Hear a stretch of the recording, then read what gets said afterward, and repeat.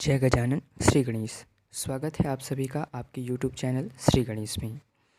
जैसा कि पिछले वीडियो में मैंने कहा था कि हम आने वाली वीडियो में ग्रंथों और पुराणों के विषय में चर्चा करेंगे, तो आए हम ग्रंथों के बारे में कुछ जानने का प्रयास करते हैं। हमारी भारतीय संस्कृति और हमारा देश विविधताओं का देश है और सनातन धर्म भी विविधताओं से परिपूर्ण है, तो यहाँ ग्रंथ भी विविध हैं। मुख्यतः सनातन धर्म के ग्रंथों की दो शाखा है।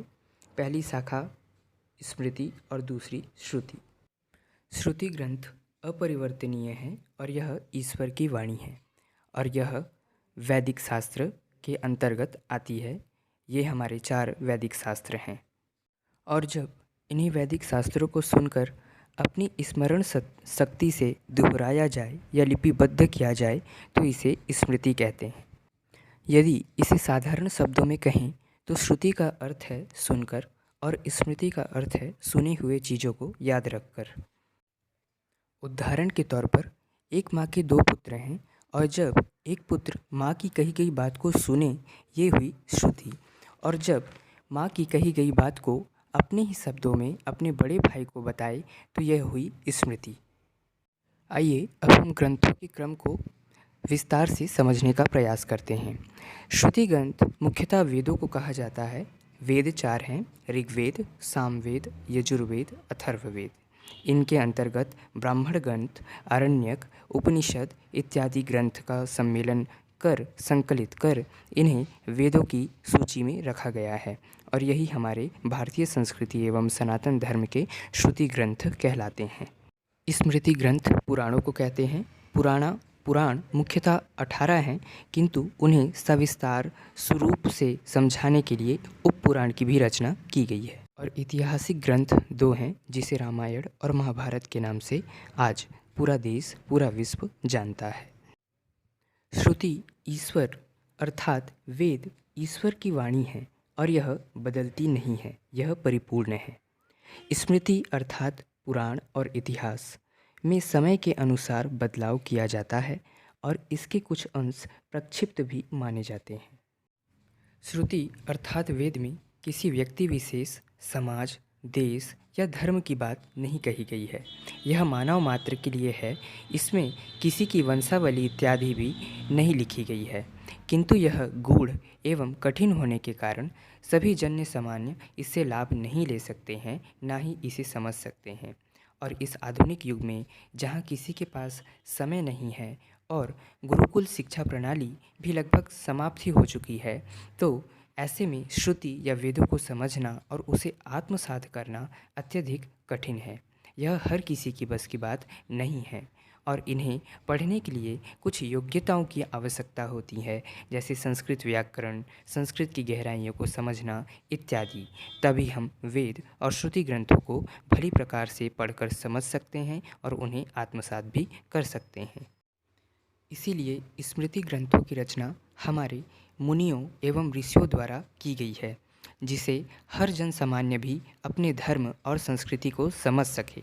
स्मृतियाँ मुख्यतः पुराण और इतिहास को कहा जाता है।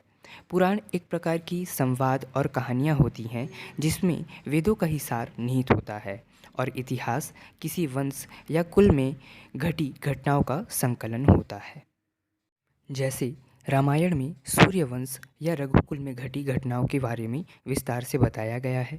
महाभारत में कुरुवंश में घटी घटनाओं को बताया गया है, जिसे हर जन सामान्य भी इस भागदौड़ भरी जिंदगी में वेदों का सार इन कथा कथानकों के माध्यम से समझते हुए अपने जीवन में इसे आत्मसात कर सकता है।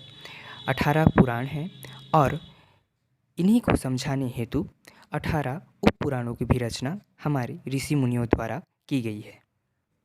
18 पुराण इस प्रकार हैं: भागवत पुराण, देवी भागवत पुराण, विष्णु पुराण, शिव पुराण, गरुड़ पुराण, लिंग पुराण, पद्म पुराण, मत्स्य पुराण, कूर्म पुराण, मार्कंडेय पुराण, नारद पुराण, वराह पुराण, स्कंद पुराण, अग्नि पुराण, भविष्य पुराण, ब्रह्मवैवर्त पुराण, ब्रह्मांड पुराण एवं वामन पुराण।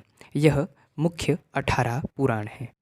इसके अतिरिक्त उपपुराण भी हैं। उपपुराण इस प्रकार हैं: गणेश पुराण, मुद्गल पुराण, कालिका पुराण, कल्की पुराण, विष्णु धर्मोत्तर पुराण, नरसिंह पुराण, दत्त पुराण, कपिल पुराण, सनत कुमार पुराण, शिवधर्म पुराण, आचार्य पुराण, मानव पुराण, उष्णा पुराण, वरुण पुराण, महेश्वर पुराण, सांब पुराण, सूर्य पुराण एवं पराशर पुराण।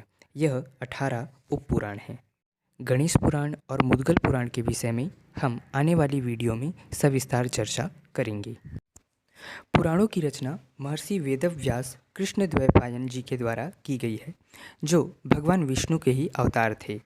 पुराणों की रचना अलग अलग साकार स्वरूप वाले भगवान या देवी देवताओं को केंद्र में रखकर किया गया है, जैसे विष्णु पुराण, मत्स्य पुराण, वाराह पुराण, कूर्म पुराण, पद्म पुराण, नरसिंह पुराण, भागवत पुराण एवं ब्रह्मवैवर्त पुराण में भगवान विष्णु और श्री कृष्ण को ही केंद्र में रखकर इस ग्रंथ की रचना की गई है।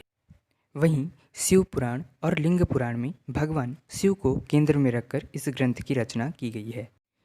देवी भागवत पुराण, कालिका पुराण और मार्कंडेय पुराण को देवी भगवती एवं माता दुर्गा को ही केंद्र में रखकर इस ग्रंथ की रचना की गई है। उसी प्रकार मुद्गल पुराण और गणेश पुराण की रचना भगवान श्री महागणपति को केंद्र में रखकर की गई और सूर्य पुराण या सौर पुराण की रचना भगवान सूर्य नारायण को मध्य में रखकर की गई है। जिस भी पुराण में जिस भी देवता को केंद्र में रखकर उसकी रचना की गई है, उसे उस पुराण में कर्ता, धर्ता, नियंता और संहारकर्ता के रूप में ख्यापित किया गया है।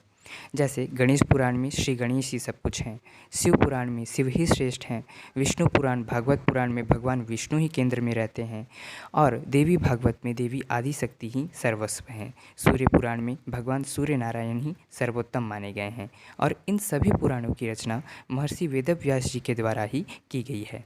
इसका अर्थ केवल इतना है कि इन देवी देवताओं में कोई भी मतभेद या छोटे बड़े की बात नहीं है। इसका अर्थ बस इतना ही है कि आप इनमें से जिन भी देवी या देवता के उपासक हैं, वह आपके लिए सर्वस्व होने चाहिए। तो इस प्रकार आज की वीडियो में हमने सनातन एवं भारतीय संस्कृति के वेदों, पुराणों, इतिहासों के विषय में जानकारियाँ प्राप्त की।